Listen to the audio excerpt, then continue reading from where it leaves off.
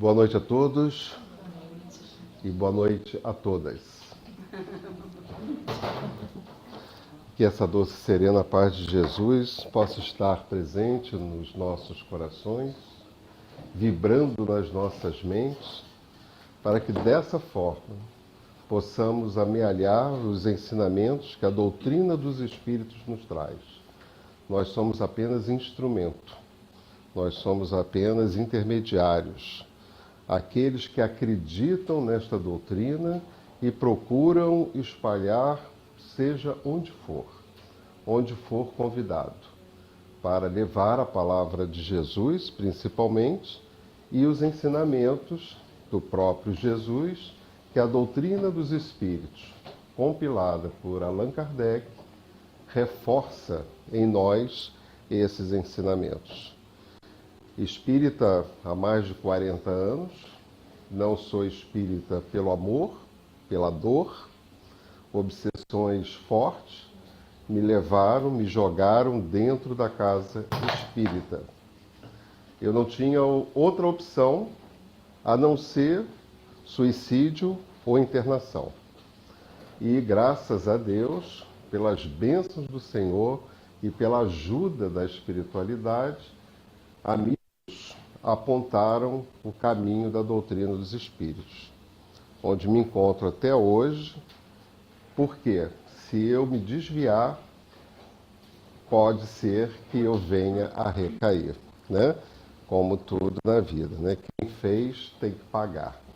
Então, nós estamos aqui, mais uma vez, já é a 26ª vez que eu venho aos Estados Unidos, né? Já fui para a Europa, para o Canadá, América do Sul, vários estados do Brasil, tudo em prol dessa doutrina. E eu sempre falo, e às vezes tem pessoas que não entendem essa fala, que eu não estou aqui por causa de vocês. Eu estou aqui por minha causa. Eu não posso trazer absolutamente nada para quem quer que seja se eu não estiver sentindo isso dentro de mim. Meus filhos, eles serão bem educados se eu tiver educação para dar. Eu só posso amar ao próximo se eu procurar me amar. Eu só posso respeitar o outro se eu me respeitar. Então eu estou no exercício de poder fazer com que o ensinamento maior de Jesus, amar a Deus sobre todas as coisas e ao próximo como a si mesmo, tenha realmente valor na minha vida. Então eu busco me amar em primeiro lugar, porque a Deus não tem como escapulir, e me amando, com certeza, eu amarei o meu próximo. Então, só o trabalho e o estudo é que dá essa possibilidade para todos nós. A nossa casa, o foco dela é estudo. São 20 cursos de doutrina espírita. São 250 palestras por ano de evangelho. 50 de livro dos espíritos. 50 de fluidoterapia e por aí vai. Fora as outras atividades, mas o foco é estudo. Por quê? Nós acreditamos com toda sinceridade e piamente que a pessoa é que se salva, a pessoa é que se educa. E essa salvação e essa educação, ela acontece quando a gente vai em busca da asa de nossa evolução, que é a asa intelectual, o conhecimento. Eu não vou poder salvar ninguém, né? Faço um esforço enorme para salvar a minha pele. Então, para salvar o outro, fica mais complicado ainda, né? Então, isso está dentro da pessoa. Agora, quando a pessoa tem essa disponibilidade de querer, entre aspas, se salvar, de querer crescer, de querer ser feliz, quando ela tem essa disponibilidade, aí nós estamos ali prontos para ajudá-la nesse caminho. Como houveram outras pessoas que me ajudaram a trilhar esse caminho. Então a gente vai fazendo dessa forma. Agora, ter a pretensão e a arrogância, dizer que eu venho aqui e vou curar, e vou salvar, e vou fazer com que vocês mudem de vida, é mentira, não acreditem, né? Eu estou no meu esforço de fazer com que a minha vida tenha outros rumos bem diferentes dos rumos que eu amealhei nas minhas outras reencarnações. Educação é conjunto de hábitos adquiridos. Se eu sou como eu sou, é por conta dos hábitos que eu adquiri nas minhas outras reencarnações. Então, se tem hábitos que para mim eu entendo que não me servem mais, eu tenho que buscar um caminho de retirá-lo de mim. E eu só faço isso quando eu vou em busca de outros hábitos que me tragam essa perfeição que eu tanto busco, né? Então é mais ou menos por aí que a gente faz lá na nossa casa espírita. Por ser uma casa com muitos psicólogos e muitos educadores, o nosso trabalho é muito voltado para dinâmicas, muito voltado para encontros, para reencontros, né, para o autoconhecimento. Joana de Ângeles é muito estudado na nossa casa por conta exatamente disso, né? Rapidamente, nós tivemos a primeira revelação com Moisés, individualidade. Moisés trouxe para nós um código de conduta, médium que era, ele trouxe um código de conduta totalmente repressor.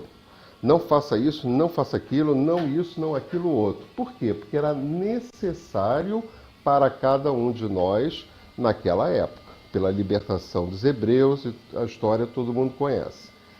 Veio Jesus, né? Mas antes, Moisés, ainda considerando que as leis de Deus, segundo ele, segundo, né, o trabalho psicográfico que ele teve naquele momento, segundo ele, aquelas leis só não dariam muito resultado. E ele traz a lei civil, a lei dos homens, a lei dele, dente por dente, olho por olho, dente por dente, né? Então essa lei está até hoje aí vigorando 2.500 anos depois, né? E aí vem Jesus. Jesus fala para a gente que ele não veio derrogar as leis de Moisés, né? Ele veio dar complemento. E Jesus traz uma única lei, numa única palavra, num único verbo, uma coisa só, pequenininho, tamanhozinho, muito pequena, amar. Só isso. Só, né? Só amar.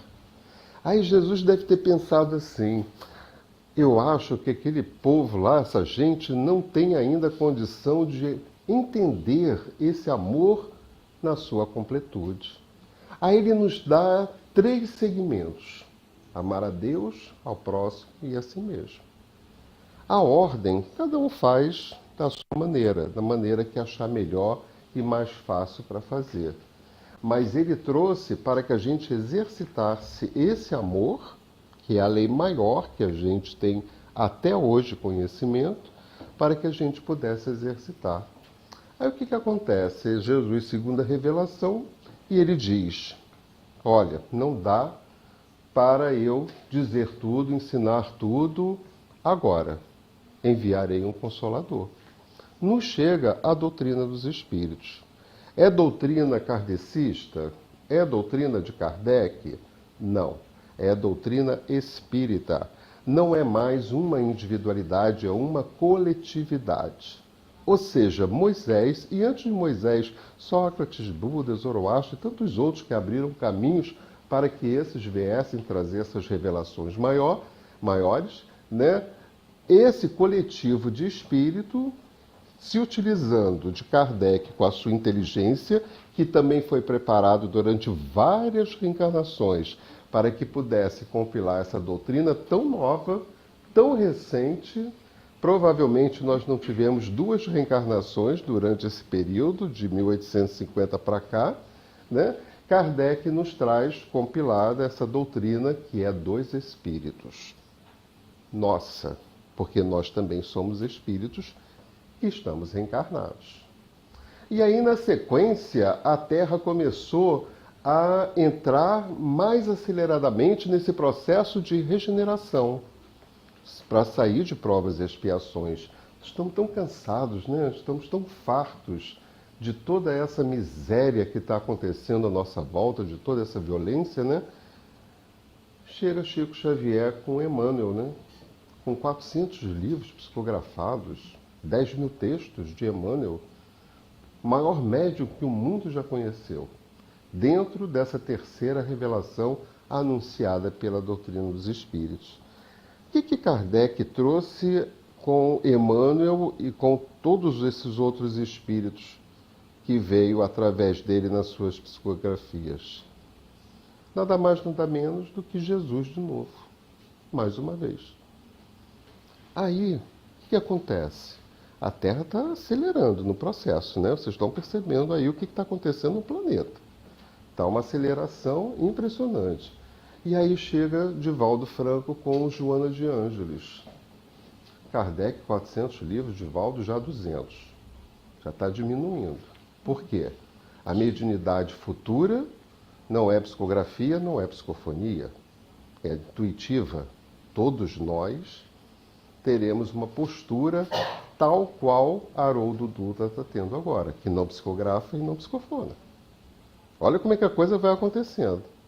E aí Joana de Ângeles traz uma ideia para a gente que é fantástica e maravilhosa, que são poucas dentro do número de reencarnados no planeta, são poucas as pessoas que atentam para esse detalhe. Ah, Joana de Ângeles, não, é muito difícil. Eu não quero estudar Joana de Ângeles, encosta os livros.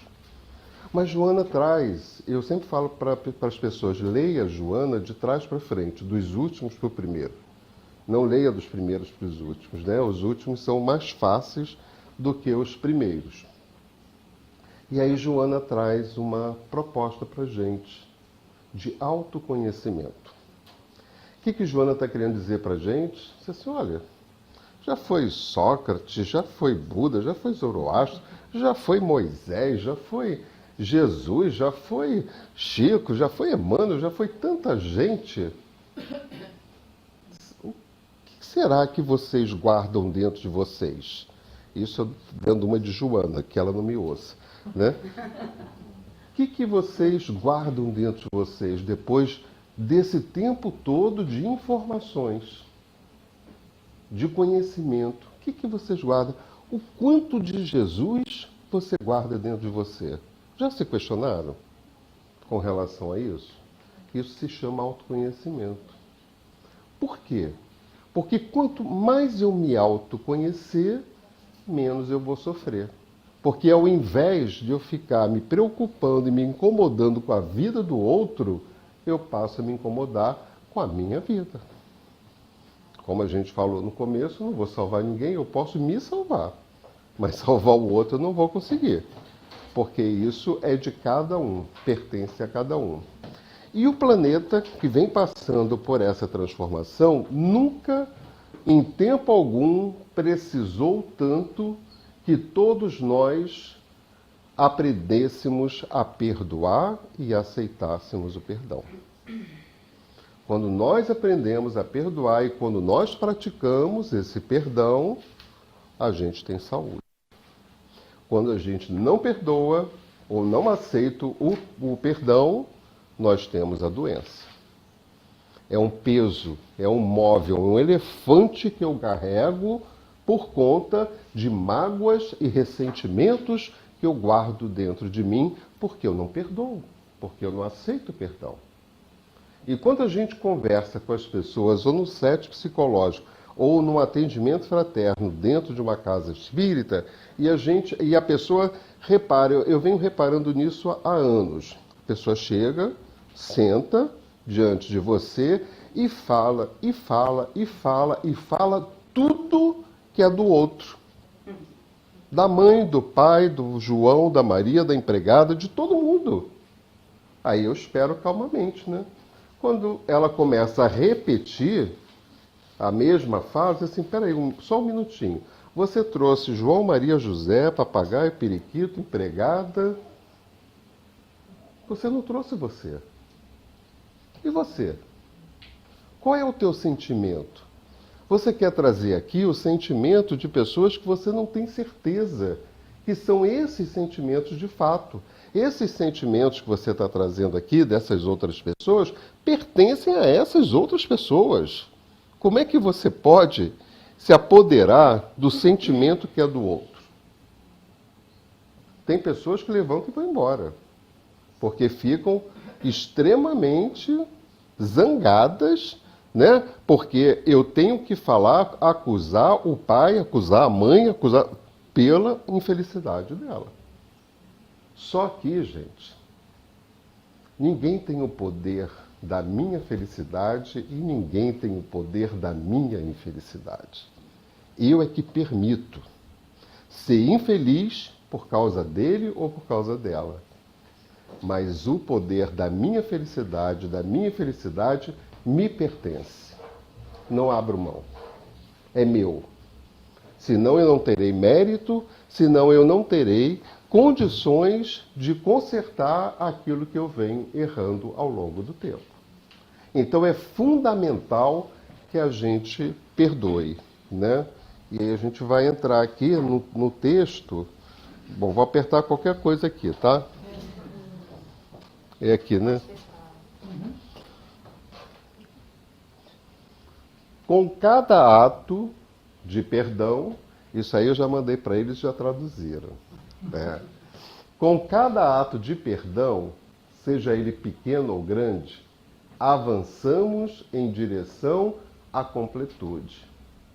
O perdão é o modo como trazemos paz a nós mesmos e ao mundo. Com certeza vocês já passaram por determinadas situações, ou na infância, ou na juventude, ou até mesmo agora, ontem, não sei, né? Situações que vocês devem ter pensado assim: nossa, fulana disse tantas coisas para mim que ela me magoou. Se ela me magoou, eu guardo mágoa no meu coração. Se ela me magoou, é porque eu ainda carrego mágoa dentro de mim. A mesma pessoa fala a mesma coisa para uma outra pessoa. E essa pessoa não se magoa com isso. Porque ela já não guarda mais dentro dela mágoa. Então não é o que o outro falou para mim que vai me despertar a minha mágoa para que eu possa, de alguma forma, me ver livre disso. E sim, eu ter a consciência do que o que ela me falou me aponta que eu ainda carrego mágoa comigo. Está claro? Tá? Então, o que eu tenho que fazer?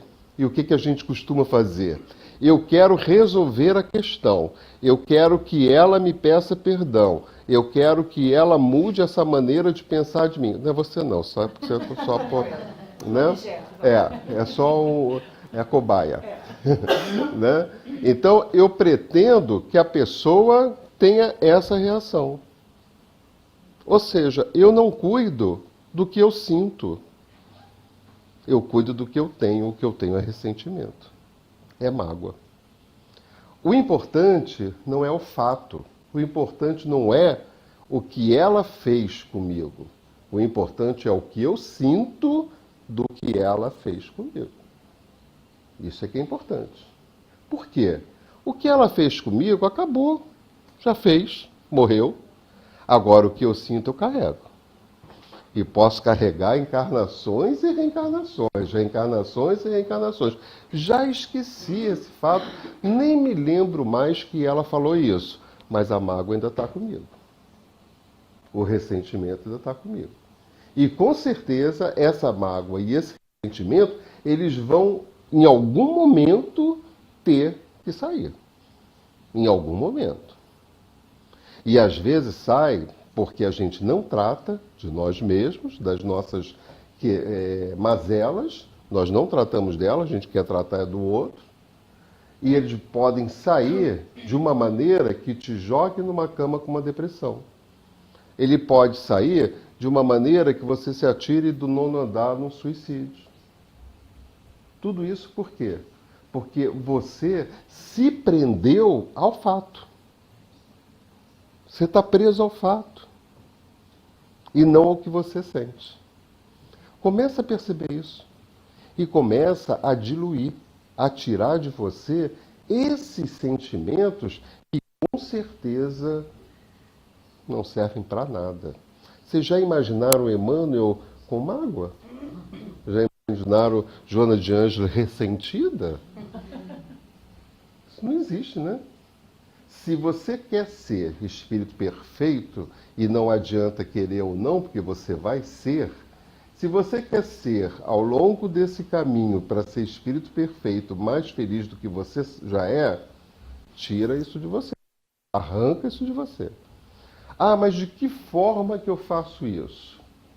A forma, o jeito, você que vai encontrar, porque cada um é um. Ah, vai para casa espírita, não é por aí, gente. Ah, vai tomar passe, não é por aí, gente. Isso é um dos caminhos. Que às vezes as pessoas equivocadas querem que elas façam o que eu acredito ser o certo. Mas aquilo não é para ela. Então, peça para que ela ouça o coração dela. O que seu coração está dizendo nesse momento? É para você ir para uma igreja católica, se confessar com o padre? Vá. É para você procurar um psicólogo? Procure. É para você ligar para uma amiga que você tem confiança e desabafar? Faça isso. Mas não faça aquilo que eu acho, que o outro acha que você deve fazer. Porque aquilo que o outro acha que você deve fazer é aquilo que ele faria para ele. Né? Então, se a pessoa vier, né, entre aspas, te pedir o tal do conselho, você se olha, uma das possibilidades é essa. Você quer experimentar? Eu frequento uma casa espírita, lá a gente estuda, faz isso, faz aquilo, aquilo outro. Você quer ir lá? Vamos lá. Mas não tem que doutrinar, não tem que obrigar, não tem que fazer com que a pessoa pense que nós, como espíritas, somos os salvadores, somos as melhores pessoas do mundo, porque não somos. Se nós estamos aqui é exatamente por isso. É para nos tornarmos, porque já chegamos a essa conclusão. Mas querer passar, né, um atestado de bonzinho, de salvador e disso, daquilo, outro, pode cair do cavalo. Porque isso aqui é planeta de provas e expiações. São raros aqueles que passam por esse planeta de provas e expiações e são tão raros que são visíveis. Que a gente conhece, Madre Teresa de Calcutá, Irmã Dulce, Chico Xavier, Gandhi. A fatalidade da vida é alcançar a harmonia plena, mediante o equilíbrio do amor a si mesmo, ao próximo e a Deus. Qualquer desvio do sentimento do amor que se tenha, tomba-se em desequilíbrio, em inarmonia, postergando o processo da evolução e retardando a marcha do progresso na qual todos os seres se encontram colocados. Olha a responsabilidade nossa. O simples fato de eu não perdão, o simples fato de eu não aceitar o perdão, eu estou retardando o progresso. E o progresso é só meu? Não, é de todos. Olha que responsabilidade a nossa. E a gente insiste em dar mais preferência ao nosso ego. A gente insiste em fortalecer o orgulho. A gente insiste em vivenciar a vaidade. A gente insiste em ser egoísta. E isso a doutrina espírita ensina com uma propriedade maravilhosa. Né? Então, o que a gente pode tirar aqui? Alcançar harmonia plena. Aí a gente pergunta assim, faz uma pergunta para todo mundo, né? Quem quer ser feliz? Levanta o braço.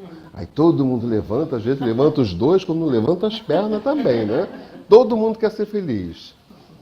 Essa é a pergunta que a gente faz. Agora vem a outra, que aí a pessoa cai, né? O que você está fazendo para ser feliz? Aí dá um branco. Tá um branco. Querer ser feliz eu quero. Agora, o que eu estou fazendo para isso? Né? Essa que é a questão. Porque todo mundo será feliz, queira ou não queira.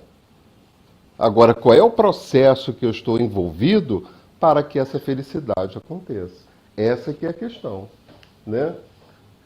Postergando o processo de evolução e retardando a marcha do progresso. A causa de todo transtorno e disfunção grave que tenha lugar na organização celular do ser humano ou nos tecidos delicados da sua psique, encontra-se fixada no espírito. A doutrina ensina isso. O incansável desbravador dos horizontes inconquistados do progresso, que os insculpe como necessidade evolutiva. Ora, tudo aquilo que eu sinto e que não está de acordo com as leis de Deus me causa um entrave, me causa uma doença. Por quê? Aonde a doutrina ensina, aonde é que estão as leis de Deus? Só na minha? Não, só você está certa, né? Está na consciência de cada um de nós. Deus não chegou e falou, não, eu só vou dar para ela aqui. Os outros não precisam. Ou os outros eu não quero dar. Não. Está na de todos nós.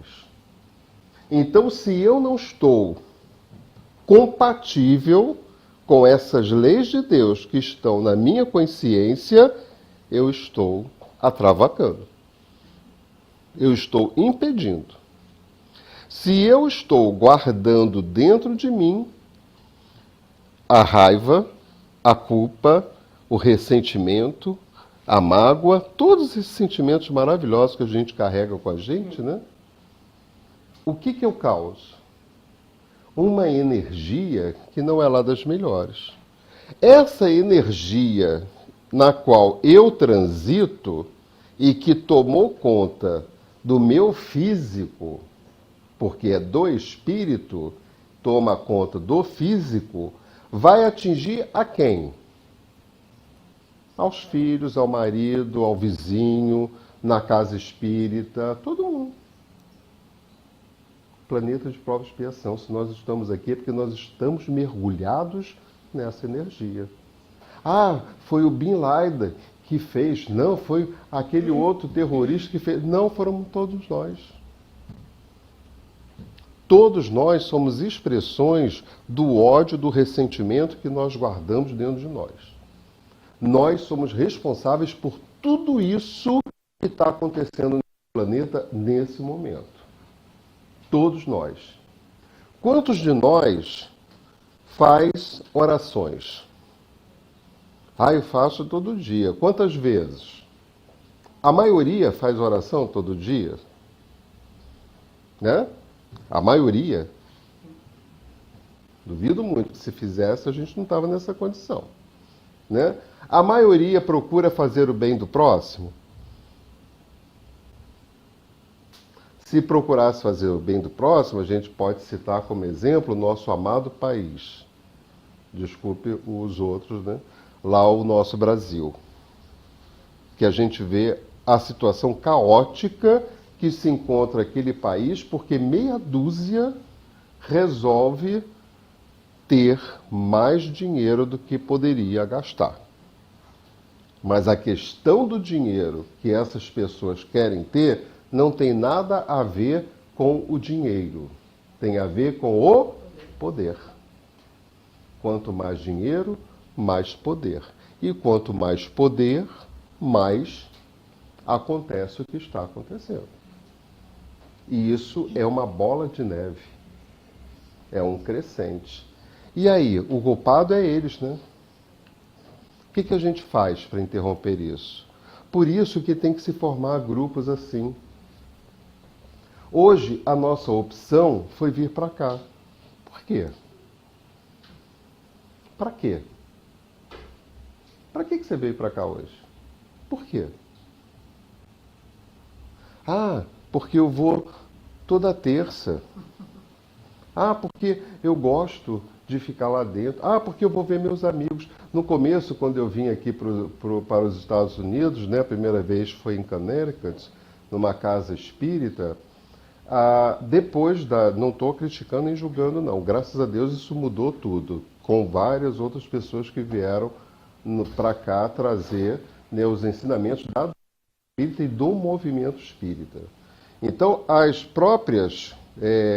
Aqui eu sei que não tem espaço suficiente, mas tinha casos de espaço suficiente. Eu vou contar rapidinho um caso do Canadá, em Toronto. Eu fui fazer palestra numa casa no Canadá. Acabou, né? Fiz até um trabalho de dinâmica com o Joana de Ângeles, com eles, blá, blá, blá, tudo maravilha, ótimo. Acabou, eles começaram a tirar as cadeiras, né? Separar as cadeiras, tirar do caminho. Aí entra caixa de som desse tamanho, né? Panelões desse tamanho, isso tudo dentro do salão, né? E karaokê. Na hora da palestra tinham 25, 30 pessoas. Na hora do karaokê, 50. Né? Pessoas que não estão comprometidas com isso, não estou criticando nem julgando, cada um está na sua. Agora, isso aqui é local de trabalho dos espíritos. E não é compatível. Duvido que algum espírito tenha ficado ali, saíram todos correndo. E chegaram aqueles outros que estavam ali para, né, fazer karaokê, porque eram aquelas músicas com duplo sentido, etc., coisa e tal.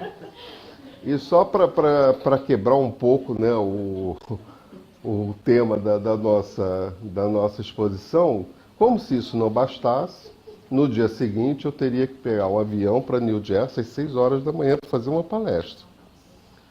E queria acabar ali e queria ir para casa, dormir, me arrumar, etc, coisa e tal. Não, nós vamos sair. Eu vou te levar para o Galo Preto. Nossa, o Galo Preto. Isso, gente, eu não estou criticando as pessoas, nem eu estou, assim, querendo colocar a importância da doutrina dos espíritos, que não deve ser vilipendiada, não deve ser machucada e não deve ser tratada dessa forma. E eu me emociono. E eu fui obrigado a ir para esse tal de Galo Preto. Um bar onde brasileiros cantavam, uma música que se escutava no outro quarteirão, e eu me arrepiei de cima a baixo. Se eu já tinha ficado um pouquinho bom da minha obsessão, ela voltou. Né? Porque eu me senti extremamente mal quando adentrei aquele local.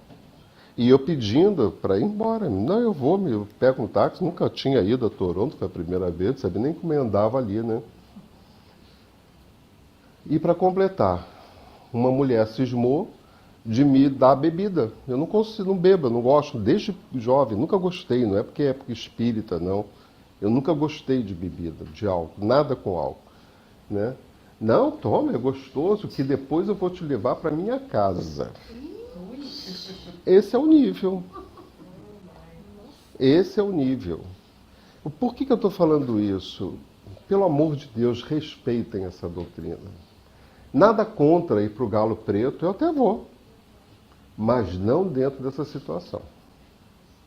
Não como complemento de uma palestra. É a mesma coisa de a gente acabar aqui e ali para um tal do inferninho aí. Onde é que tem aqui em Nova York? Não, precisa dizer que eu não quero saber. Né? É a mesma coisa. Como é que a gente ia se sentir? Depois que a gente começa a trabalhar com o espírito, depois que a gente entra em contato com a doutrina dos espíritos, pelo menos comigo acontece isso. Jussara talvez, né, João, me lembrei, talvez também aconteça isso. Eu, quando sou convidado a ir a algum lugar, que a gente tem que ir por uma questão social, eu fico 10, 15 minutos. E vou-me embora, porque a energia não está mais compatível. Antigamente não, gente. Eu tive uma vida muito né? Não vou falar aqui, não, vocês vão... Santo Agostinho.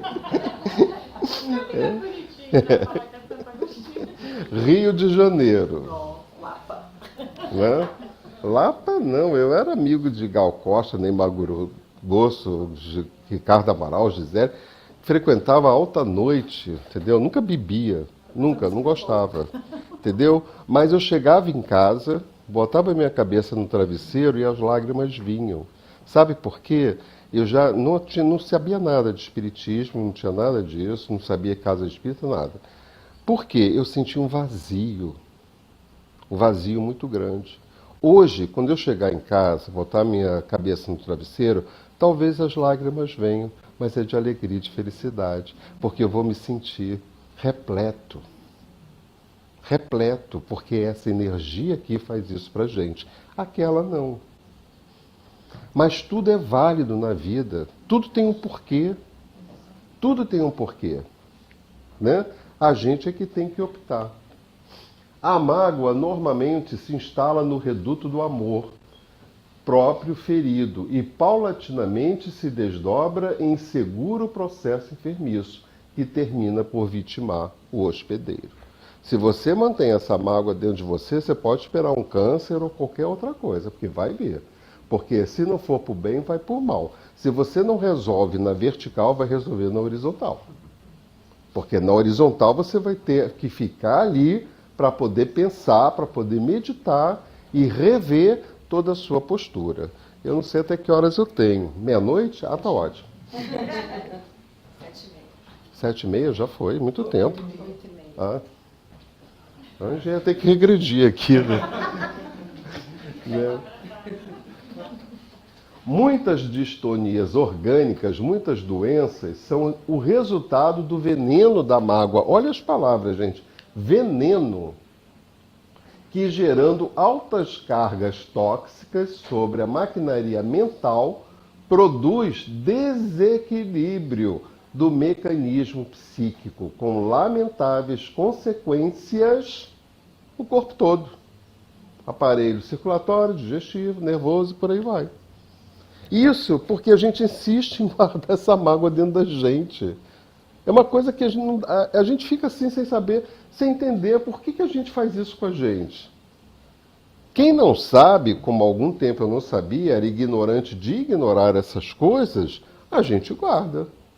Agora, as pessoas sabendo e ainda guardar isso dentro de si, o que elas estão procurando? Né? O teu ofensor merece tua compaixão, nunca o teu revide. Aquele que te persegue sofre desequilíbrios que ignoras, e não é justo que te afundes com ele no fosso da tua animosidade. Seja qual for a dificuldade que te impulsione a mágoa, reage mediante a renovação de propósitos, não valorizando ofensas nem considerando ofensores. Quando alguém magoa a gente, entre aspas, o que a gente costuma fazer? Liga para fulano. Sabe o que a fulana fez comigo? Aí não está satisfeita, liga para cicrano.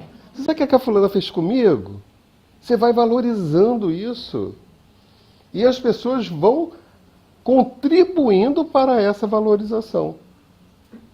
Ah, se eu fosse você, dava parte na polícia. Se eu fosse você, matava ela. Se eu fosse você, não falava nunca mais com ela.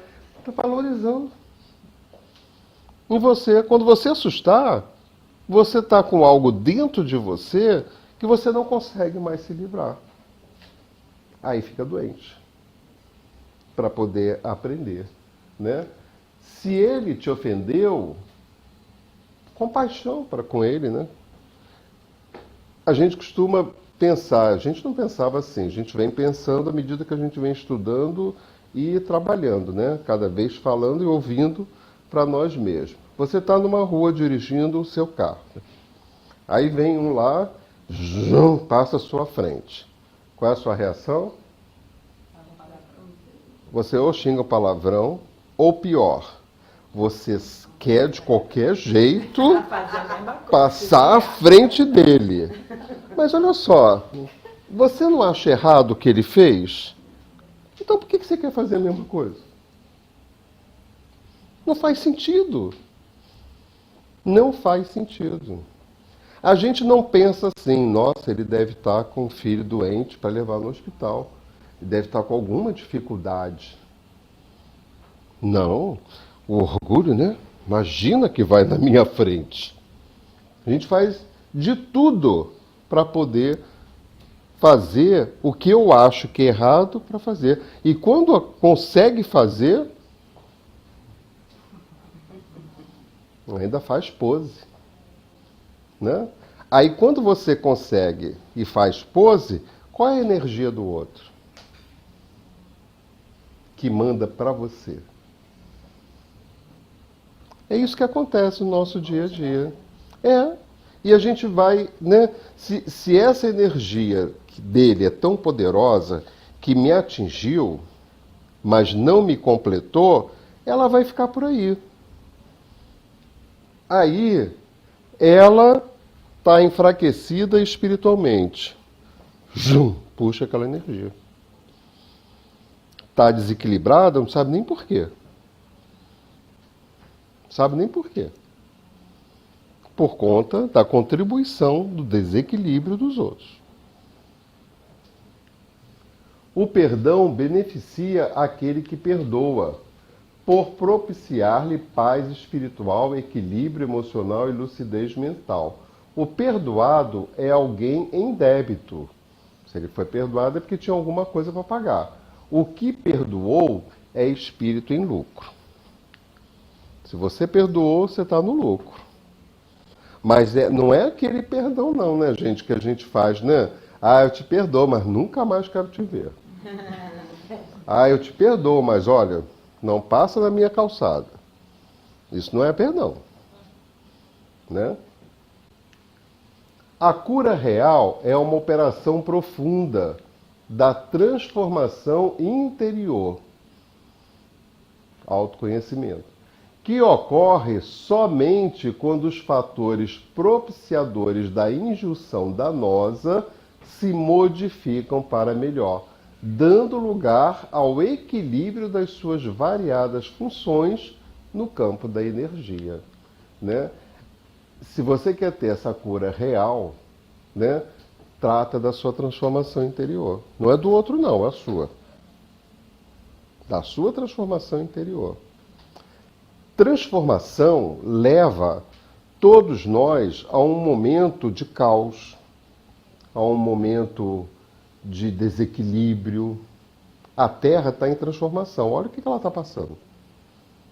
Deus, quando chamou Jesus e deu a ele a incumbência de preparar a Terra para que a gente pudesse, um dia, circundando a Terra como princípios inteligentes, e depois viéssemos adentrar a Terra, Jesus primeiro teve que fazer o caos ali, para poder reorganizar esse planeta, para poder ter o vegetal, o mineral, e para que a gente pudesse, não em espírito, mas em princípio, né, inteligente, passar por todos esses, para depois vir se formar o mundo hominal. Por isso, quando a gente vai fazer exame de sangue, tem lá, né, cloro, ferro, não sei mais o que, porque a gente passou por tudo isso. Né? Então, é algo que a gente tem que ver, que a transformação não é algo que acontece assim. Ah, vai transformar, vai ser tudo bonitinho. Não vai. Por quê? Educação é um conjunto de hábitos adquiridos. Já falamos. E se a gente fez o nosso planeta, o nosso mundinho, a nossa casa, da forma como a gente fez por conta desses hábitos, aí a gente chega um dia dentro de casa, vamos mudar tudo. E vamos falar materialmente. Vamos mudar os móveis de lugar. Diz que pobre adora fazer isso, né? Mudar os móveis. Toda semana eles mudam. Né? Aí o que a gente vai fazer? a gente vai fazer aquela bagunça, né? Tira daqui, bota para ali, eu não quero mais. Não, não deu, volta, não sei o quê. Olha o caos. É isso que está acontecendo. Essa arruma. Quem é que arruma, vai trocar todos os móveis? Não, esse vai ficar bom aqui, porque esse fica ali. Você não consegue, né? Criar um mundo de perdão não exige que se passe a vida inteira contemplando os valores e as virtudes do perdão. Criar um mundo de perdão é uma prática viva. Você pode criar um mundo de perdão hoje mesmo na sua própria casa. Ah, mas eu, meu marido, meus filhos nunca tivemos uma briga. E é só por isso você acha nada aconteceu com vocês em outras reencarnações? Eu não me conheço. Eu não sei qual vai ser a minha reação se ela vier aqui pisar meu pé. Não sei qual vai ser. Né? Tem gente que pisa o pé do outro, a pessoa pede desculpas, a pessoa dá um sorriso, aceitou, ótimo. Tem outro não, principalmente dentro de ônibus, de coletivo, né? Você vai coisar, você pisa o pé e a pessoa vai lá para frente, e a pessoa fica aqui incomodada. Aí ela vai dando um jeito de, né, passar até encontrar e pisar no pé dela. Né? Geralmente a gente faz esse tipo de coisa ainda, né? Porque a gente não aceita, né? Perdoe o seu filho que chegou tarde ou gritou com você de novo. Perdoe o cônjuge pelas palavras duras que disse. Perdoe o seu vizinho por obrigá-lo a ficar acordado até tarde com uma festa barulhenta, quando você tinha que trabalhar de manhã. Perdoe o estranho que roube sua casa. Perdoe o namorado ou a namorada que deixa você. Tá? Alguma das coisas, uma listinha para você perdoar, né? Não são coisas que a gente diga que são fáceis, né? Você, principalmente isso aqui, né? O seu vizinho. Você tem que dormir, tem que acordar cedo para trabalhar e tá aquele funk na sua cabeça, né? E não é mesmo uma coisa que a gente fica, vamos rezar o Evangelho, vamos rezar um Pai Nosso, né? É um esforço, olha o esforço aí, que a gente faz muito grande. Mas o que eu posso fazer? Eu não posso ligar para ele ou até lá, ô vizinho querido, olha, tudo bem, trouxe água fluidificada para você. Dá para você baixar o som um pouquinho? Né? A gente vai tomando determinadas atitudes, né? Até conseguir, mas não de cara querer brigar e etc, coisa e tal. Saiba que somos todos imperfeitos e estamos apenas lutando para encontrar nosso lugar ao sol. Um lugar onde podemos ser reconhecidos e valorizados por aquilo que somos.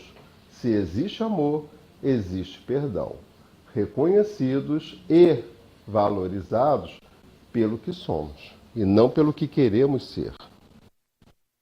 Realmente a gente se apresenta como uma pessoa que você quer ser, mas você ainda não é. Ou seja, você não se mostra de verdade. Tem as suas personas, né? E aos pouquinhos a gente vai tirando essas personas. Se existe amor, perdão. Consequentemente, se você não perdoa, é porque não ama. Né? Imagina se Jesus não perdoasse a todos nós. O que Jesus falou para o Pai lá na cruz? Senhor, perdoa, porque eles não sabem o que fazem. Você está falando do perdão, falando agora de Jesus, eu estava pensando, como é que você interpretaria aquela parte da Bíblia que Jesus fala de dar outra face? Quando ele fala de dar outra face, ele não quer dizer literalmente para você dar outra face, para você coisar, e sim psiquicamente. Ou seja, quando você faz assim, quando você bate numa fase, você acorda porque determinados conteúdos psíquicos foram vistos. Mas não são só aqueles. Então você diz assim, dá outra face, ou seja, não são só esses conteúdos psíquicos que têm que ser acordados, tem outros. Então é para você despertar, e não para você ficar o cara pá. Não é físico, né? Não faz sentido, Exato. entendeu? Mas é pelos conteúdos psíquicos, é pela sua humildade.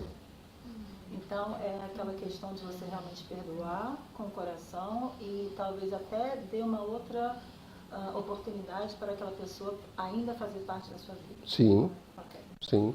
Dá uma outra oportunidade, não, você tem que fazer um esforço muito grande para ela voltar a fazer parte da sua vida. Porque só assim você se redime.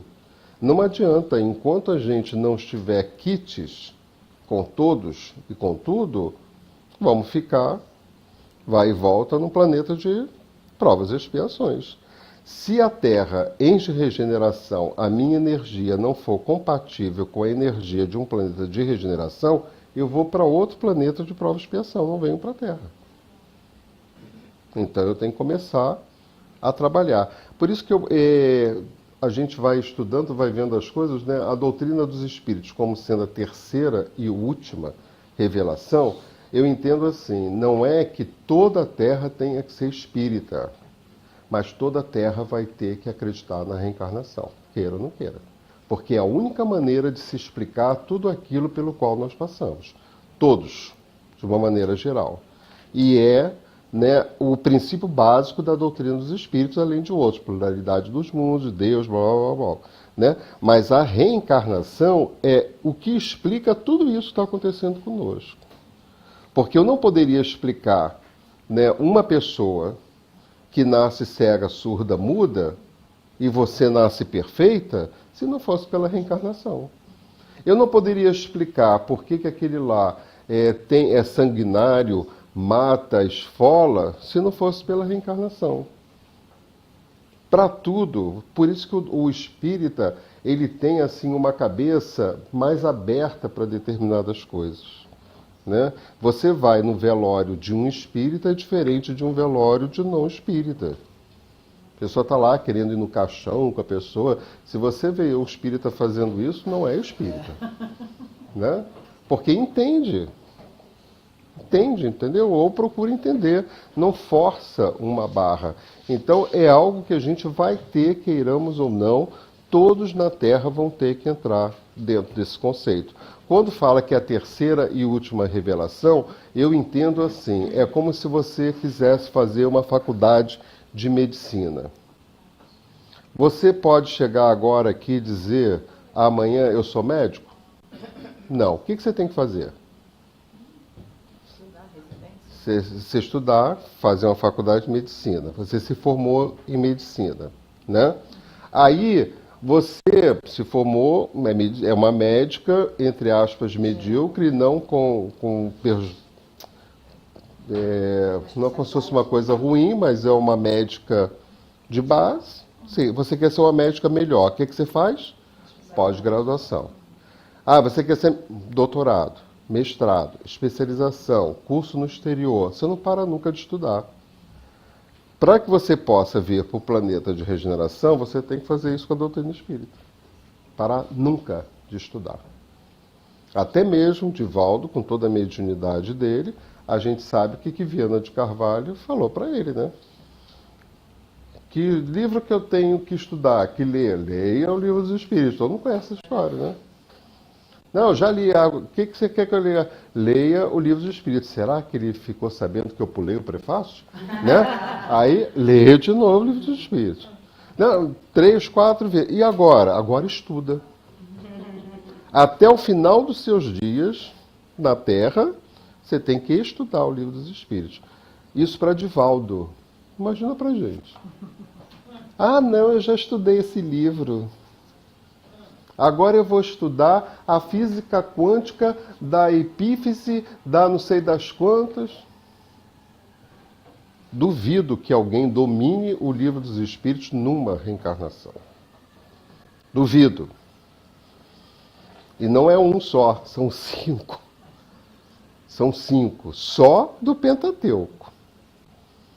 Se a gente quiser ficar na base, né? Então, no nosso centro, numa semana, foi muito interessante. Chegaram dois senhores, duas pessoas que tinham se mudado, foi morar lá próximo do centro, e no lugar que eles moravam, eles eram presidentes de centros espíritas. Aí um deles chegou um dia, disse assim, eu soube que você tem um trabalho aqui, não sei o que eu posso fazer para ser trabalhador da casa? Bom, primeiro você tem que fazer um curso de fluidoterapia que leva 9 meses, para se tornar trabalhador, 9 meses. E durante esses 9 meses você frequentar a reunião doutrinária, não vai trabalhar. E os cursos, estão esses aqui, você vai estudando, para você ter uma integração fluídica com a casa e com os espíritos. Mas tem que fazer tudo isso? Eu já fiz tudo isso. Então não quero, vou embora. Isso, graças a Deus, não seria um bom trabalhador. Chegou um outro, 3 dias depois, falei a mesma coisa. Nossa, Bira, que coisa ótima. Eu quero fazer tudo isso. Isso prova o quanto a casa é responsável. Fez. Hoje é a direção de mesa de desobsessão. Nós temos 6 mesas de desobsessão. Né? É palestrante, dirige mesa, é médico, é a profissão dele, é uma pessoa consciente que entendeu. E não é por aí. Olha a arrogância do outro, né? Já fiz tudo isso. Só porque ele esteve presidente, ele não é presidente. Né? Eu estou doido para passar o bastão, mas não consigo, minha filha. Né? Acabou. Ok?